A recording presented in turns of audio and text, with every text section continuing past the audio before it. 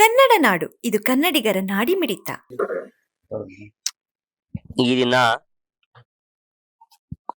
ವಕ್ರಾಣಿ ಗ್ರಾಮದಲ್ಲಿ ಇತ್ತೀಚೆಗೆ 19ನೇ ತಾರೀಕಿನಂದು ಜರುಗಿರುವಂತಹ ಈ ಒಂದು ಅಮಾನವೀಯ ಘಟನೆ, ವಿಶೇಷವಾಗಿ ತಿಮ್ಮಾರೆಡ್ಡಿ ಸರ್ ಅವರ ದಂಪತಿಗಳ ಮಗಳು ಅಶ್ವಿನಿ. ಆ ಅಶ್ವಿನಿ ಅಂತಂದ್ರೆ ಕಾಲೇಜಿನಲ್ಲಿ ಉತ್ತಮವಾದಂತಹ ಸ್ಥಾನದಲ್ಲಿರುವಂತ ಹುಡುಗಿ, ಚೆನ್ನಾಗಿ ಓದ್ತಿದ್ಲು ಮತ್ತು ತನ್ನ ತಂದೆ ತಾಯಿಗೆ ಒಬ್ಬ ಮಾರ್ಗದರ್ಶಿಯಾಗಿ ಯಾವ ರೀತಿಯಾಗಿ ಬದುಕಬೇಕು ಮತ್ತು ಯಾವ ರೀತಿಯಾಗಿ ಸರ್ಕಾರದ ಅನುದಾನಗಳನ್ನ ನಾವು ಪಡೆದುಕೊಳ್ಳಬೇಕು ಮತ್ತು ಯಾವ ರೀತಿಯಾಗಿ ನಾವು ಇಲ್ಲಿರ್ಬೇಕನ್ನುವಂಥದ್ದು ಮನಗಂಡು ಅವರಿಗೆ ಮಾರ್ಗದರ್ಶನ ನೀಡುವಂತ ಒಬ್ಬ ಮಗಳಕಿ.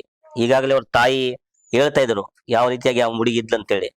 ಅಂತ ಒಂದು ಹುಡುಗಿಯನ್ನ, ಮಹಿಳೆಯನ್ನ ಈ ಕಾಮಪಿಶಾಚಿಗಳು ತಮ್ಮ ಕಾಮಚೇಷ್ಟೆ ತೀರಿಸಿಕೊಳ್ಳಲಿಕ್ಕೆ ಬಲಿಪಶು ಮಾಡಿದ್ದಾರೆ, ಕೊಲೆ ಮಾಡಿದ್ದಾರೆ.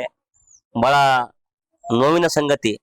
ಈ ಸಂದರ್ಭದಲ್ಲಿ ನಾವು ವೆಲ್ಫೇರ್ ಪಾರ್ಟಿ ಆಫ್ ಇಂಡಿಯಾ ಜಿಲ್ಲಾ ಘಟಕದ ಮತ್ತು ಮಾನ್ವಿ ಘಟಕದ ವತಿಯಿಂದ ನಾವು ಇವತ್ತು ಆ ಸಂತ್ರಸ್ತರಿಗೆ, ಆ ಕುಟುಂಬದವರಿಗೆ ಒಂದೆರಡು ಮಾತಾಡಿಕೊಂಡು ಪ್ರವಾದಿ ಮೊಹಮ್ಮದ್ ಅವರ ಒಂದು ಕೆಲವೊಂದು ವಚನಗಳನ್ನ ಹೇಳ್ಕೊಂಡು ಅವ್ರಿಗೆ ಸಂತೈಸಿ ಸಮಾಧಾನ ಹೇಳ್ಬೇಕಂತೇಳಿ ಬಂದಿದ್ದೀವಿ. ಈಗಾಗಲೇ ಈ ಭಾಗದ ರಾಜಕಾರಣಿಗಳು ಮತ್ತು ಪೊಲೀಸ್ ಇಲಾಖೆಯವರು ಮತ್ತು ಸರ್ಕಾರ, ಇತರೆ ಸಂಸ್ಥೆಗಳೆಲ್ಲ ಬಂದು ಅವ್ರಿಗೆ ಆಶ್ವಾಸನೆ ಕೊಟ್ಟಿವೆ. ಆದ್ರೂ ಇತರೆ ಸಂಘಟನೆಗಳು ಯಾವ ರೀತಿಯಾಗಿ ಬೇಡಿಕೆ ನಿಂತಿದ್ದಾವೆ, ಅದೇ ರೀತಿಯಾಗಿ ವೆಲ್ಫೇರ್ ಪಾರ್ಟಿ ಆಫ್ ಇಂಡಿಯಾ ವತಿಯಿಂದ ಈ ಸರ್ಕಾರದ ನಾವು ಬೇಡಿಕೊಳ್ಳುವುದು ಏನಂದ್ರೆ, ಈ ಒಂದು ಕುಟುಂಬಕ್ಕೆ ತಕ್ಕಂತಹ ಅವರಿಗೆ ಪರಿಹಾರ ನೀಡಬೇಕು. ಆ ಕೊಲೆಗಡುಕರಿಗೆ, ಅವ್ರು ಯಾರೇ ಇರಲಿ, ಯಾವುದೇ ಜಾತಿಯರಿರ್ಲಿ, ಎಷ್ಟೇ ಪ್ರಭಾವಿ ವ್ಯಕ್ತಿಗಳಾಗಿರ್ಲಿ, ಯಾವ ಒಂದು ರಾಜಕೀಯ ಒತ್ತಡಕ್ಕೆ ಮಣಿಯದೆ, ಯಾವ ರಾಜಕಾರಣಿಯ ಒತ್ತಡಕ್ಕೆ ಮಣಿಯದೆ ಇಲ್ಲಿ ನ್ಯಾಯಯುತವಾಗಿ ಈ ಕುಟುಂಬಕ್ಕೆ ನ್ಯಾಯ ಸಿಗಬೇಕು ಮತ್ತು ಆ ದುಷ್ಕೃತ್ಯ ಎಸಗಿದವರಿಗೆ ತಕ್ಕಂತ ಒಂದು ಅವರಿಗೆ ಶಿಕ್ಷೆ ಆಗ್ಬೇಕು. ಈಗಾಗಲೇ ನಮ್ಗೆ ಗೊತ್ತಾಗದೆ ಕೆಲವೊಬ್ಬರನ್ನ ಸೆರೆ ಹಿಡಿಯಲಾಗಿದೆ ಅಂತೇಳಿ, ಆದ್ರೆ ಇನ್ನೂ ನ್ಯಾಯಯುತವಾಗಿ, ಇನ್ನೂ ಕೂಲಂಕುಷವಾಗಿ ತನಿಖೆ ಮಾಡ್ಬೇಕು. ಯಾಕಂದ್ರೆ ಅವರಿಂದ ಯಾರ್ಯಾರ ಕೈವಾಡ ಇವೆ ಅನ್ನೋದು ಇನ್ನೂ ಗೊತ್ತಿಲ್ಲ. ಯಾವ ರೀತಿಯ ಜನ ಅದರಲ್ಲಿ ಅದ್ರ ಹಿಂದ್ಗಡೆ ಇದಾರೆ ಗೊತ್ತಿಲ್ಲ. ಹಾಗಾಗಿ ಯಾರ್ಯಾರು ಇನ್ವಾಲ್ವ್ ಆಗಿದ್ದಾರೆ ಅದನ್ನ ಕೂಲಂಕುಷವಾಗಿ ತನಿಖೆ ಮಾಡಿ ಅವ್ರನ್ನ ಸೆರೆ ಹಿಡಿದು ಇತರರಿಗೆ ಮಾದರಿ ಆಗ್ಬೇಕು. ಇಂಥ ದುರ್ಘಟನೆ ಮತ್ತೆ ಆಗಬಾರ್ದು ಅನ್ನುವಂಥದ್ದು. ಯಾಕಂದ್ರೆ ಮುಂದೆ ಯಾರಿಗೆ ಆಗ್ಬಾರ್ದು ಆ ರೀತಿಯಾಗಿ ಅವ್ರಿಗೆ ಶಿಕ್ಷೆ ಆಗ್ಬೇಕು ಅನ್ನುವಂಥದ್ದು ನಮ್ಮ ಒಂದು ಮನವಿ. ಜೊತೆಗೆ ಈ ಕುಟುಂಬಕ್ಕೆ ಸರ್ಕಾರದ ವತಿಯಿಂದ ಅವರಿಗೆ ಭೂಮಿ ಕೊಡ್ಬೇಕು, ಜೊತೆಗೆ ಅವರ ಮನೆಯ ಕುಟುಂಬದ ಒಬ್ಬ ಸದಸ್ಯರಿಗೆ ಒಂದು ಸರ್ಕಾರಿ ನೌಕರಿ ಕೊಡ್ಬೇಕು ಅನ್ನುವಂಥದ್ದು ನಮ್ಮ ಬೇಡಿಕೆ ಇದೆ. ಹಾಗಾಗಿ ಸರ್ಕಾರದ ಮೇಲೂ ಸಹ ನಾವು ಒಂದು ಮನವಿ ಪತ್ರ ಇತ್ತೀಚೆಗೆ ಕೊಡುವಂತ ಒಂದು ವ್ಯವಸ್ಥೆ ನಾವು ಮಾಡ್ಕೊಂಡಿದ್ದೀವಿ. ಆ ಮನವಿ ಪತ್ರ ಕೊಡಲಾಗುತ್ತೆ. ಜೊತೆಗೆ ಇಲ್ಲಿರುವಂತ ಏನೆಲ್ಲ ಹೋರಾಟಗಳು ನಡೀತಾ ಇವೆ ಅದರಲ್ಲೂ ಸಹ ನಾವು ಭಾಗವಹಿಸಿ ಈ ಕುಟುಂಬಕ್ಕೆ ನ್ಯಾಯ ಸಿಗಲಿ ಅನ್ನುವಂಥದ್ದು ಒಂದು ನಾವು ಪ್ರಯತ್ನ ಮಾಡ್ತೀವಿ ಅಂತ ಹೇಳಲಿಕ್ಕೆ ನಾನು ಇಷ್ಟಪಡ್ತಾ ಇದ್ದೀನಿ. ಈಗ ತಮ್ಮ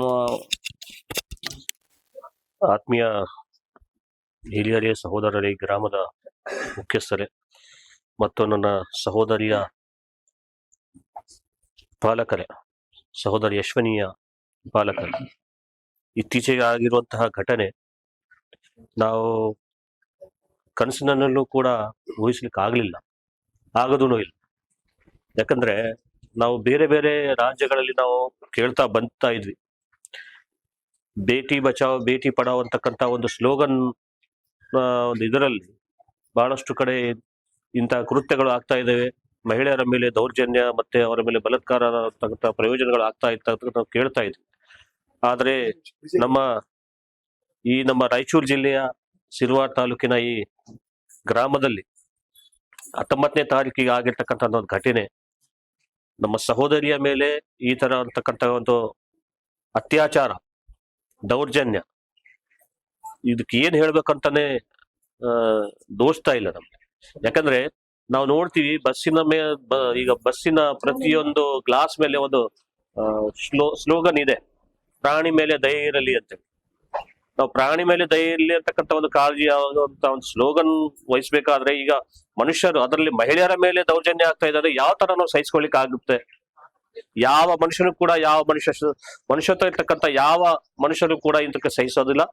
ಸೊ ನಾವು ವೆಲ್ಫೇರ್ ಪಾರ್ಟಿಯ ವತಿಯಿಂದ ಇದಕ್ಕ ನಾವು ತುಂಬಾ ಬೇಜಾರದಿಂದ, ತುಂಬಾ ದುಃಖದಿಂದ ಖಂಡನೆ ಮಾಡ್ತೀವಿ, ಖಂಡಿಸ್ತೀವಿ. ಮತ್ತೆ ನಮ್ಮ ಆಗ್ರಹ, ಈ ಒಂದು ದೌರ್ಜನ್ಯದಲ್ಲಿ ಯಾರ್ಯಾರು ಭಾಗಿಯಾಗಿದ್ದಾರೆ, ಯಾರ್ಯಾರು ಕೈವಾಡ ಇದೆ, ಅವರೆಲ್ಲರೂ ಕೂಡ ಈ ಫ್ರಂಟ್ ಅಲ್ಲಿ ಬರಬೇಕು. ಕಾನೂನು ಕ್ರಮ ಅವ್ರ ಮೇಲೆ ತಗೋಬೇಕು. ಅವ್ರು ಯಾವುದೇ ಒಂದು ಜಾತಿಯವರಾಗಿರ್ಬಹುದು, ಯಾವುದೇ ಪ್ರಾಬಲ್ಯ ವ್ಯಕ್ತಿಗಳಾಗಿರ್ಬಹುದು, ಅವ್ರಿಗೆ ಕಾನೂನು ಕ್ರಮ ಅವ್ರ ಮೇಲೆ ಬರಲೇಬೇಕು, ಅವ್ರಿಗೆ ಸರಿ ಹೇಳಲೇಬೇಕು. ಅಲ್ಲಿವರೆಗೆ ನಾವು ಕೂಡ ಹೋರಾಟ ಖಂಡಿತ ನಾವು ಮಾಡೇ ಮಾಡ್ತೀವಿ.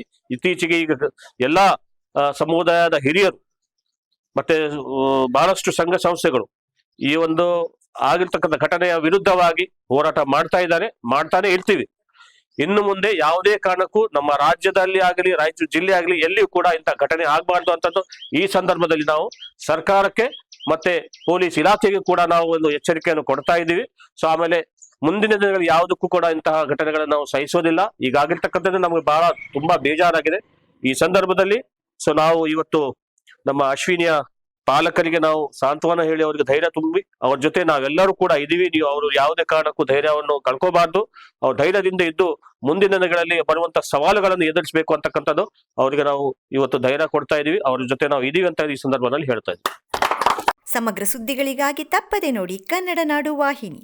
ಸಬ್ಸ್ಕ್ರೈಬ್ ಮಾಡಿಕೊಳ್ಳಲು ಕೂಡಲೇ ಪಕ್ಕದಲ್ಲಿ ಕಾಣುವ ಬೆಲ್ ಐಕಾನ್ ಕ್ಲಿಕ್ ಮಾಡಿ ನೋಟಿಫಿಕೇಶನ್ ಪಡೆಯಿರಿ.